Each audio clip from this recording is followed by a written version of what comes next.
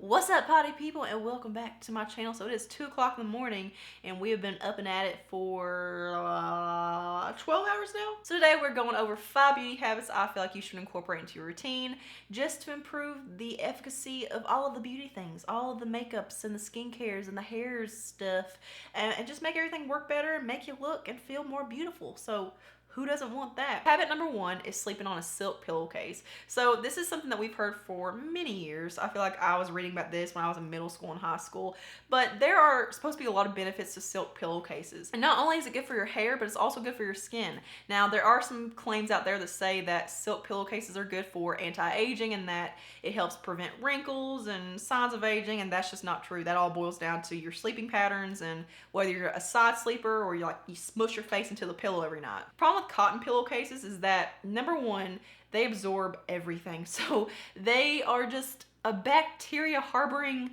little festival in there that you're sleeping on every single night, whereas silk pillowcases are actually antibacterial. They don't retain moisture the way cotton pillowcases do. Silk is actually hypoallergenic, I have a really hard time saying that word, and antibacterial, so it's not going to be as pore clogging. It's going to be more resistant to fungus and bacteria and stuff, whereas cotton sucks up all that stuff and just gives it right back to you. But as far as your hair goes, it helps keep your hair very smooth and shiny, opposed to a cotton pillowcase, which is roughing up the cuticle and causing your hair to be dry. Cotton actually draws in the moisture from your hair and skin. So I actually have one from a brand called MYK Silk. They sent this to me several months back, and like I've said, I'm pretty sucky when it comes to PR, but I've been testing this for a while to really see, not only did I see any benefits from it as far as like beauty related, but also how it washed up and all that stuff.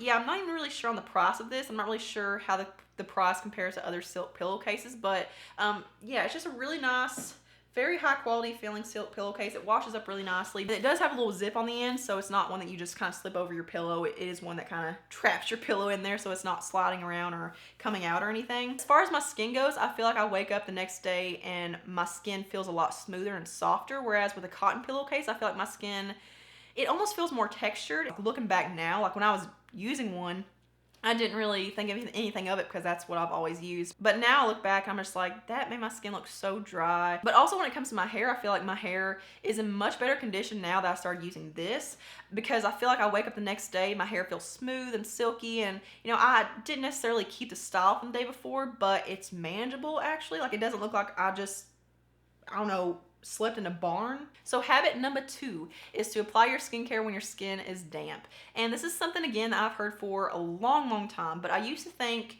and kind of be afraid that putting skincare on wet skin would dilute the skincare, but that's not the case at all. It absorbs so much better into your skin, it penetrates deeper, and it will give you more of that like smooth, healthy, glowy look the next morning. Because my biggest thing that I look for in skincare is products that when I wake up the next day, like my skin still looks hydrated and really moisturized. And most products would not do that for me when I applied it just dry. But for the past 2 or 3 weeks, I've been doing it damp.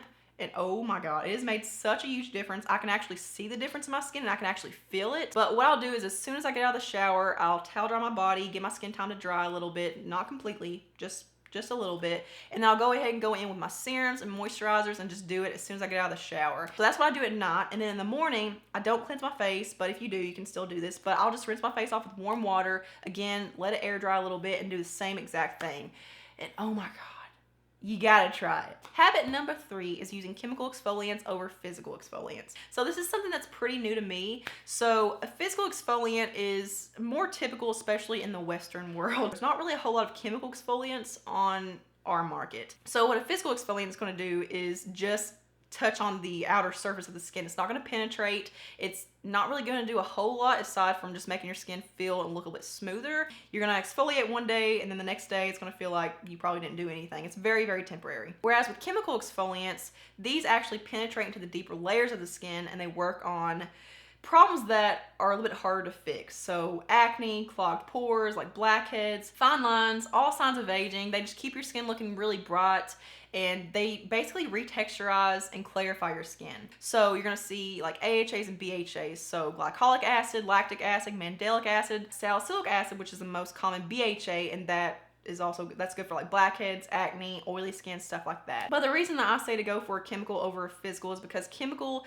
exfoliants are actually a lot more safe on the skin, and physical exfoliants can cause very microscopic, like micro tears in the skin that you can't really see with the human eye. So these are basically scrubs. These are anything that has like an actual physical, salty, sugary, scrubby granule in, you know, say like the St. Ives apricot scrub. That's a really big one, not good for your skin, avoid it. So just stick to chemical exfoliants, do them 1 to 3 times a week depending on your skin type, and just toss out physical scrubs altogether. So habit number 4 is using a cleansing oil or cleansing balm, cold cream, basically double cleansing. I guess we'll make this one double cleansing and just kind of generalize it, but double cleansing is basically where you remove your makeup before you cleanse your face with like a facial cleanser and water. So I love cleansing oils for so many reasons. I think they are so effective and beneficial, and I think they're starting to gain momentum over here, but I feel like people are still really stuck on makeup wipes and being lazy with their skincare.